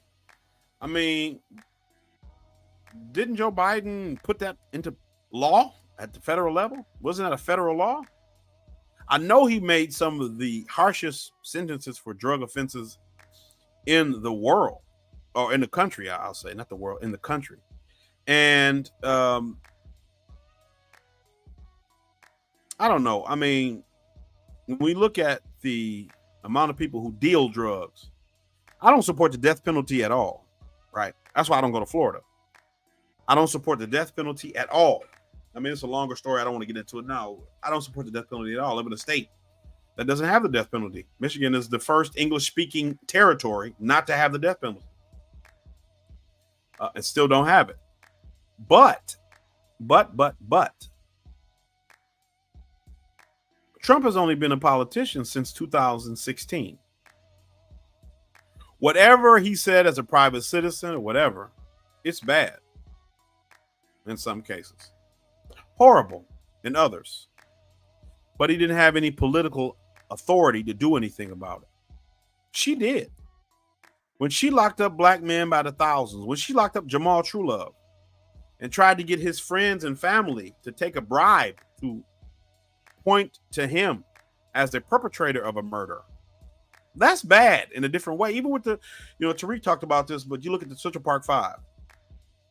The governor was a Democrat, Mario Cuomo. The mayor, Ed Koch, was a Democrat. The prosecutor, forget her name, was a Democrat. The judge, the DA or whatever, the judge, I believe, overseeing the case was a Democrat. And so all throughout this chain where the Central Park Five occurred, the five young men were done dirty and wrong by Democrats. And now you want to get up here and say, because Donald Trump believed, right, that they were guilty of a crime they admitted to and were convicted of, and even went so far as to say we should bring back the death penalty and they should get the death penalty because of how horrible their actions were reported to be. He is worse as a private citizen than the Democratic politicians throughout the chain that abused these young men. At best, they're the same. At best, they're the same. Otherwise, Elon Musk, well, y'all probably like that because he's a Republican-leaning guy, so y'all probably like somebody to tear him up.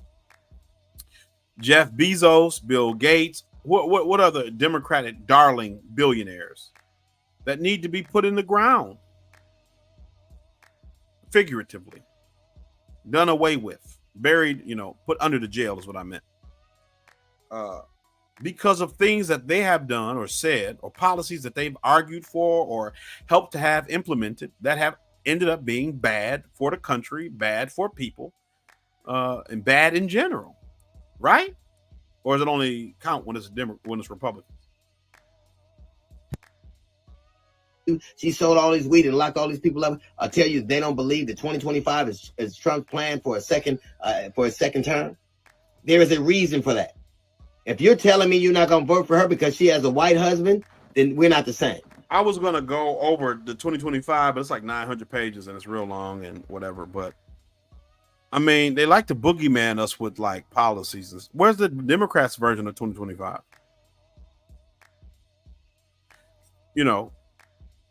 to be completely transparent, Trump has already denounced 2025. He said that's not his policy. His policy is, I believe, Agenda 47. I think the president or CEO of Agenda 2025 has even just got fired recently because I guess the backlash from the report. But this is stuff that Republicans have been advocating for since they made that switch, I believe, under Nixon. But Project 2025 has nothing to do with my neighborhood. We talked about the taxes in my neighborhood. Project 2025 don't have nothing to do with that. Project 2025 doesn't have anything to do with the quality of education my children can receive at the school without any external support from me and my wife. Project 2025 doesn't have anything to do with the quality of food that is available in grocery stores within the city of Detroit. You see what I'm saying? The quality of education, the way blacks are treated. And I ain't even going to get into the governor of Michigan. I will. I guess I got to just step my game up. I am tired a lot. You know, I do work a job. I'm a father, and I have a lot of other things that I have to do. But I think I just have to step my game up. The four of us need to step our game up collectively and just try to get content out and make ourselves available in some way to do things, because there's a lot going on, and the frequency with which we put out information is lacking, to say the least. I think this is going to be my last clip I'm going to show, just because it's getting near 3 o'clock, and I do have something I have to do at 3 o'clock as well. So I'm going to watch a little more of this, and we'll end here, and then I'll try to on the look underneath the conspiracy brother, try to look up and see what else we can dissect from the DNC, from Kamala Harris's past, you know, because she's not a good person. She's not good for black people, not good for descendants of freedmen, you know. She's not, and I'm not going to allow the media to portray her in that way in order to get their own objectives met. So here we go. But if you're going to say she has a white husband, you better have a black wife when you say it. Don't tell me that somebody's Latin or Asian. I think that shouldn't be the predicate anyway. But if you are accusing her marital choices, you better make sure yours are in line with the accusations you make. We are not the same if these are, well, she ain't black enough. I tell you what, she's a black woman. She went to Oakland. She's from Oakland. She went to an HBCU. She's an AKA. She had a boyfriend named Willie. And she got a... Now this is like, are we trying to be serious? Are we trying to be funny or what? Because she's from Oakland. She was born there, right? But she left at least when she was 12. At the latest, she was 12.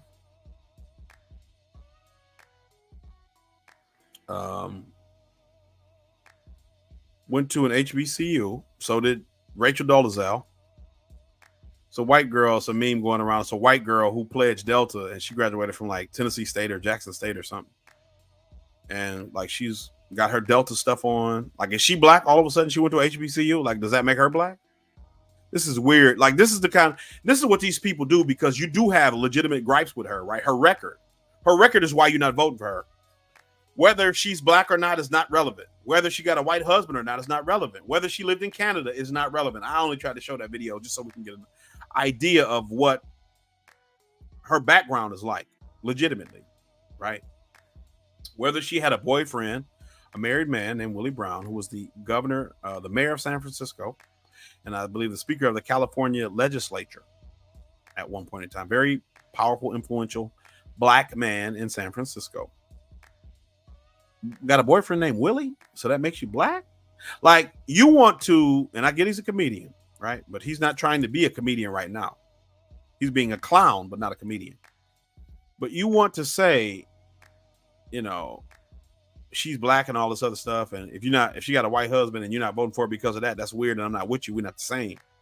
But then you're talking about she's black because she had a boyfriend named Willie. She went to an HBCU. So every black person who didn't go to an HBCU is not black. It's just weird. It's weird. And they're trying to frame the situation this way because they don't have anything. She doesn't have any policies. You go on their website, even to this day, there are no policies up. The Democrats aren't offering you nothing, right? They want your vote. And so that's all weird to me.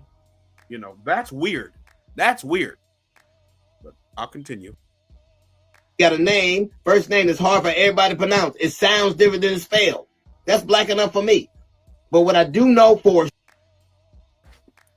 that's black enough for you for her name to be harder to pronounce, for her name to be spelled differently than it sounds.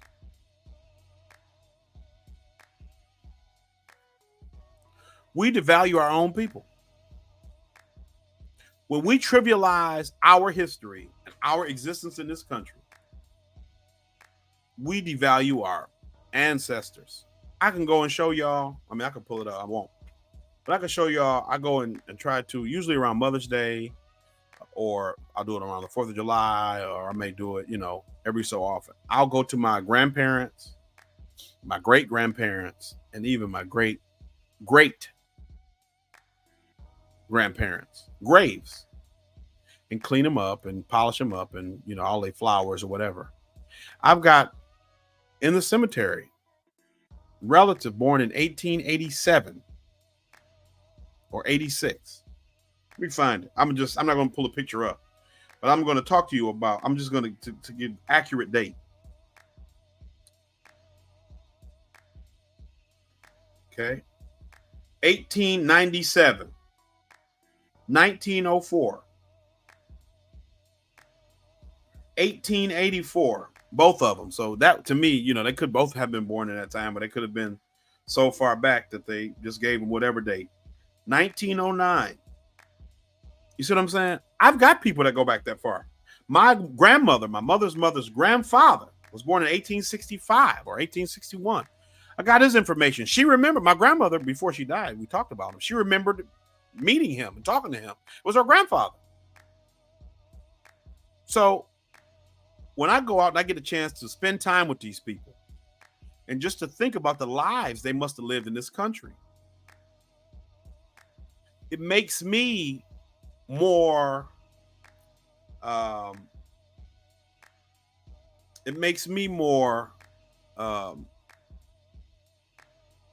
accountable to their legacy.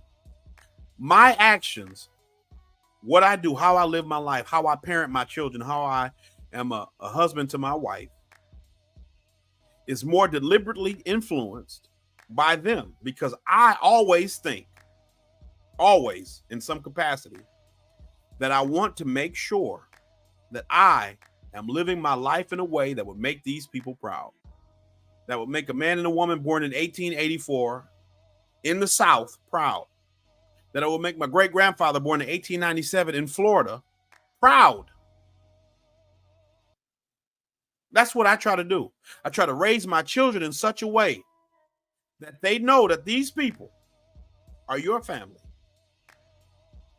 These gravestones that we clean up, these memories of these people who are in the ground here, are going to be passed on when you guys go out into the world and do good things and be positive citizens and have kids and be positive influences on your community and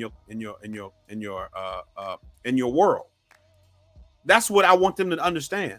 It's not some abstract concept. These old people a long time ago are real, and they're your family, and you can trace them back at least to 1860 something in this country, and they buried in this state. And I would never even jokingly say, oh yeah, she got a black husband. I mean, she got a white husband. She had a black boyfriend. A boyfriend named Willie, went to a HBCU. Her name is hard to pronounce.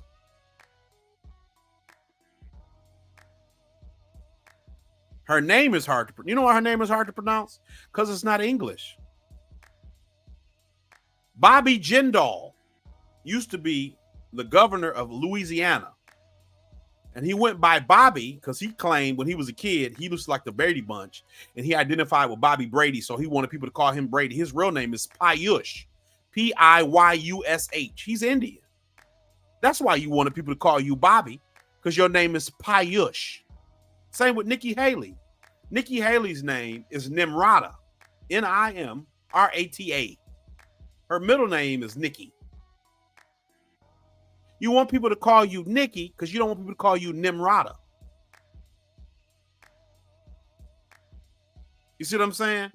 There are a lot of names that Asian people have that American people cannot pronounce unless we have a familiarity with that culture. Mindy Kaling's first name ain't Mindy.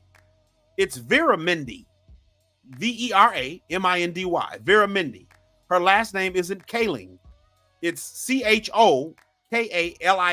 Chokaling and Ham. Chokalingam. Vera Mindy Chokalingam. She's Indian too. Her name is hard to pronounce. And I'm sure a lot of people listening, if, you know, I use that term loosely a lot, but y'all didn't know what I just told y'all. You didn't know that. You have no reason to. But they changed their name. Your name could be Bartholomew. If I see it written down, I know what that means. I speak English. It's an English name, as far as I know. It's an English spelling. Bartholomew. It's a long name. It's wild. But I speak English. And Bartholomew's an English name. So we trivialize our own culture so we can fit in, so you can give people a pass.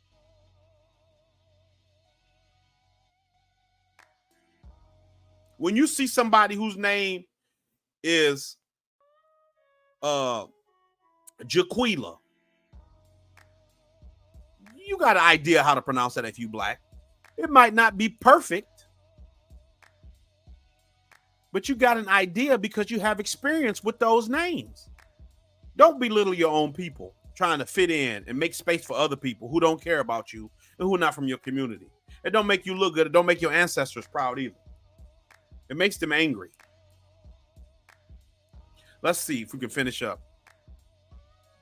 For sure is that she can win if we decide it is so. And if that is not your goal, we are not the same. Your we and my we are not the same. Well, she, everything else. I don't care about none of that. I ain't got time to Terry. What I am trying to do is to make sure that I make good on something. I wronged this woman. I lied on her and hurt her reputation. And if you're telling me where was she at for 4 years, you idiot. She's the vice president of the United States of America. And the vice presidency is a ceremonial position. It's a ceremonial position. And your job as vice president is to do what the president. So he just called you an idiot.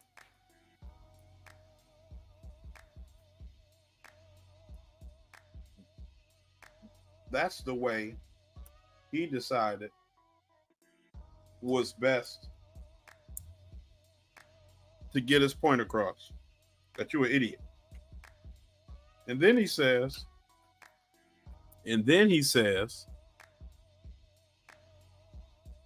let me see, I got to repeat that.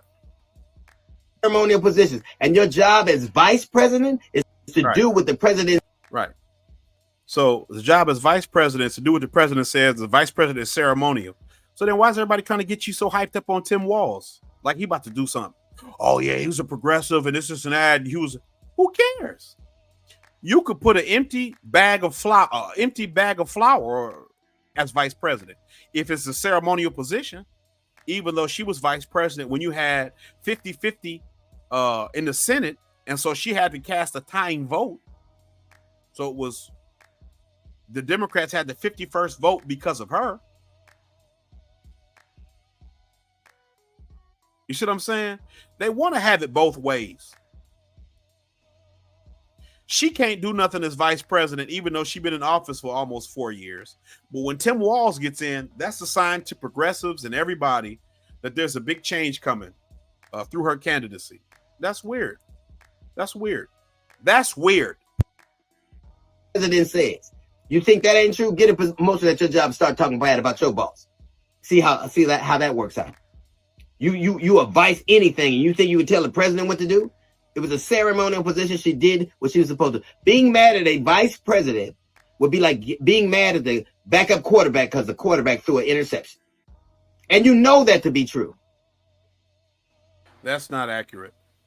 Being the vice president, if they have any power, I don't necessarily disagree that the vice president has very little power.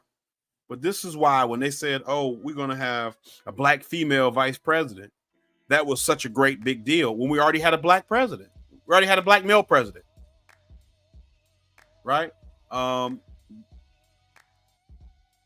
You know, this is madness. It's pure madness. But let me play a little.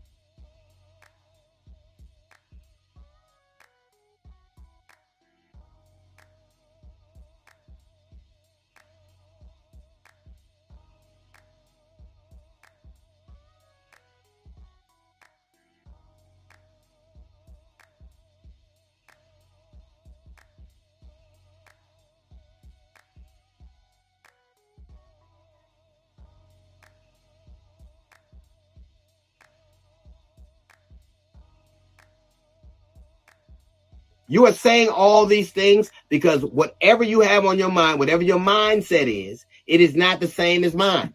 I don't begrudge you for how you feel, but I ain't got time to play with you. My goal is to make right something I did wrong.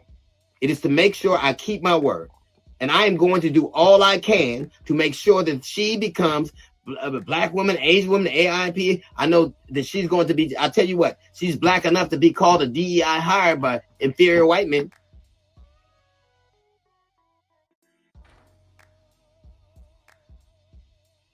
DNI hire is not black. Diversity don't mean black. Equity or inclusion doesn't mean black. So anybody can be a DEI hire. It's not a code word for black, and that is the very reason why the Freedmen Collective does not advocate for these types of policies. They're no good because they don't address the issues concerning the descendants of freedmen in this country, not black people, right? What we have come to understand is that we have been so mistreated by this system that it's insufficient for us to continue to be lumped in with groups of people, newer immigrants and first and second generation immigrants. When, like I didn't show you, but I told you, I've had family that I can trace back to the 1860s, right? My great aunt used to say, I guess it was my great great aunt because it was my grandfather's aunt, used to always say, my daddy wasn't no slave. Her dad was born in 1884. Well, I was talking to my dad about that. And I said, to me, when I hear that, what that means is your grandparents was. Because if your grandparents wasn't slaves, you would have said that. But you said your daddy wasn't a slave because that was the breakthrough. That was the milestone. Your father wasn't born into slavery. You see what I'm saying? If your grandfather wasn't a slave, you would have said, my grandfather wasn't no slave. But you said, my father wasn't a slave, which means so my great grandparents was more than likely slaves in Georgia and Tennessee. That's my history in this country. And so, no disrespect to immigrants from Africa, the diaspora, none of that. But what we understand as an organization is that we have a unique relationship with this country, and we have very unique needs that need to be addressed in this country, and we prioritize that over anything else. So, this is an attempt, like I said, to reframe the narrative. This video comes from July 28th, but it comes from an attempt to reframe the narrative by strawmanning and bringing up ad hominem attacks on people for their critical points about her record, and trying to obfuscate from the record. Right? He didn't present any facts to dispute what he lied about. He said, his words, not mine, prior to this, but he's telling us that all that stuff is wrong, and if you believe it, you're wrong. It's unfortunate. It's unfortunate that we have so many people willing to sell out. It's unfortunate that we have so many people who are crooked in our community, who are willing to cover their own behinds by playing the games of the elites in order to save themselves. But that is the case. We have a lot of sellouts. We got a lot of people who are not with us, even though they are a part of our community. And we have to call them out. We have to be able to call them out. She's black enough for them to challenge her intellect. She's black enough for them to call her promiscuous and say she's. I just want to say, as far as intellect and stuff like that, white people have no problem challenging anybody who isn't white about their intellect.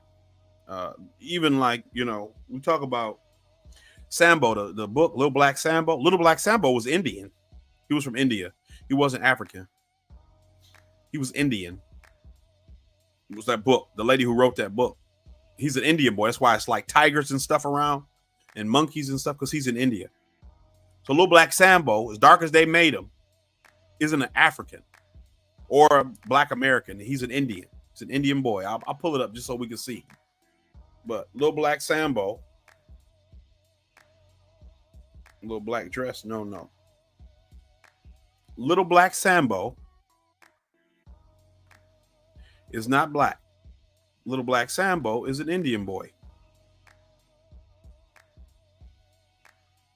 You can kind of see the curlier hair, the shoes, the clothing. He's not a black person. Oh, I got to share this one. Sorry. Little Black Sambo, you can see the hair is straight. It's curly, but it's straight. The shoes are pointy. He's not a black person. He's not an African person.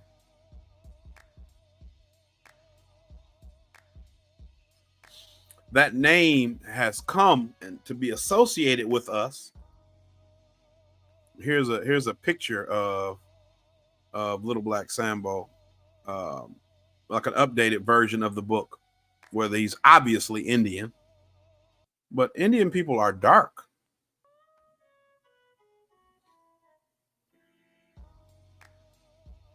Animated, you see what I'm saying? And so Sambo has become a term they use for us in America to talk about black people. But Sambo is Indian. Here, let's look at it. It's written by Scottish author Helen Bannerman and published by Grant Richards. Contemporary critics observed that Bannerman's presented one of the first black heroes, and he's not black, portraying black characters in regard to the book. Contemporary critics observed that Bannerman presented one of the first black heroes in children's literature and regarded the book as positively portraying black characters in both text and pictures, especially in comparison to books of the era that depicted black people as simple and uncivilized. However, it became an object of allegations of racism in the mid-20th century due to the names of the characters being racial slurs for dark-skinned people, and the fact that the illustrations were, as Langston Hughes expressed it, in the Pickaninny style. So Sambo is a South Indian boy who lives with his father and mother named Black Jumbo and Black Mumbo, respectively. While out walking, Sambo encounters 4 hungry tigers, and he surrenders his colorful new clothes, shoes, and umbrella so that they will not eat him. The tigers are vain, and each thinks that it is better dressed than the others. They have a massive argument and chase the other around a tree until they are reduced to a pool of ghee, clarified butter. Sambo recovers his clothes and goes home, and his father collects the ghee, which his mother uses to make pancakes. The book is beloved in Japan. I'm not surprised to hear that, actually. So he's not, black people don't eat ghee. Sambo's used to be Denny's or something, Little Sambo's. And eventually I think it was bought by Denny's. Sambo's, not Little Sambo's, Sambo's was a popular U.S. restaurant in the 50s to the 70s that borrowed characters from the book, including Sambo and the Tigers. Although the Sambo name was originally a blend of the founders' names and nicknames, Sam Battison and Bo Newell Bonnet, for a period in the 70s, some locations were named the Jolly Tiger. The controversy about the book led to the accusations of racism that contributed to its demise in the early 80s. Images inspired by the book, now considered by some to be racially insensitive, were common interior decorations in the restaurant.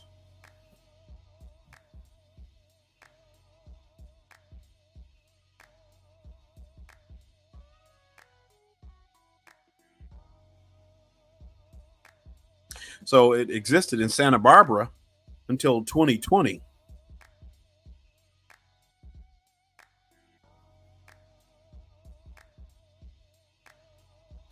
So they eventually changed it during the George Floyd protest. They changed the name of the restaurant to Peace and Love.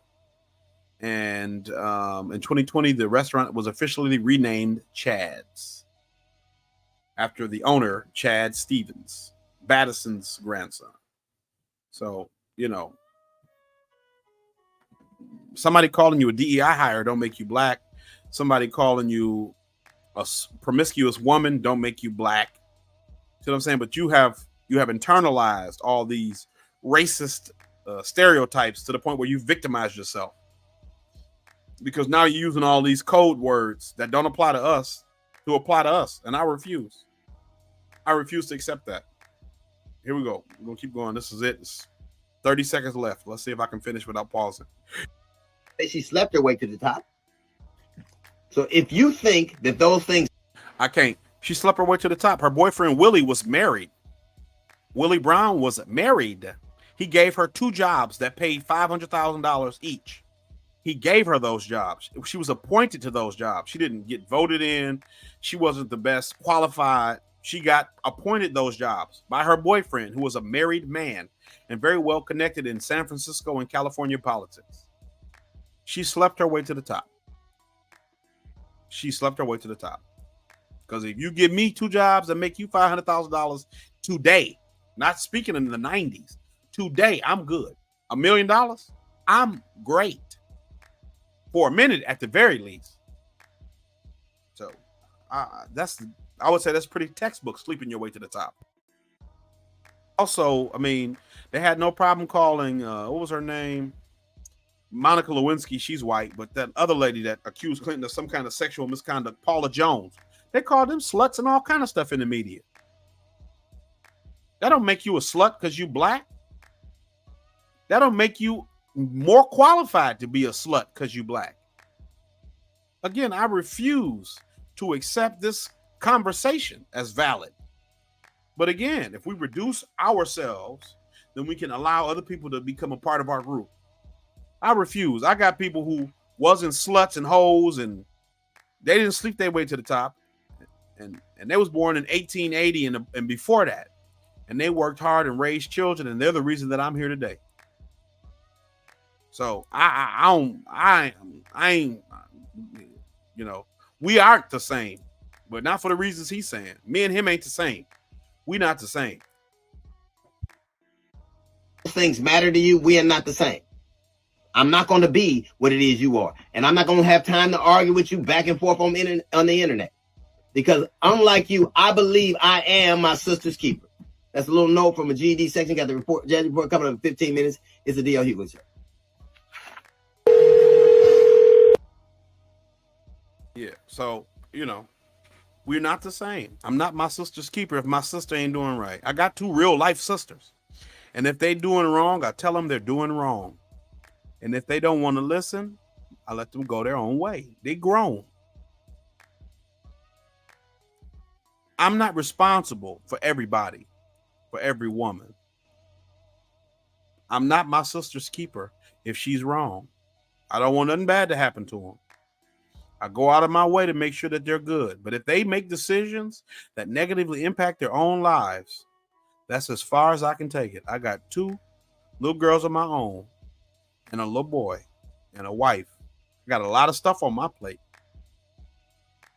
I'm trying to raise my family up to live in the spirit that I told y'all, that honors the memory and legacy of all the people that came before me.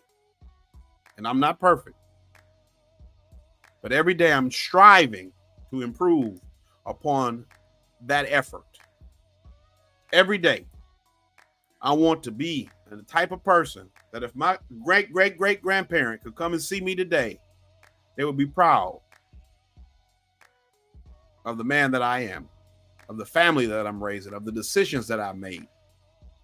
I don't behave in such a way that I'm so presumptuous as, you know, they got them shirts. I'm my ancestors' greatest dream. I hope not. I hope I'm not their greatest dream. I hope I hope, you know, that maybe they had higher aspirations even than what I've been able to achieve. But I hope that they could be proud of the effort that I put in to be the man that I am right now. And through that work, you know, I continue these videos, we continue this. And again, you know, I just have to get on my A game. And I have got to, you know, really make an effort to make more content, to get us all to getting more content out. So, you know, with that, I will be signing off because I have some other obligations that I need to take care of. So with that, I'll, you know, we have no permanent friends, no permanent enemies, only permanent interests. Peace.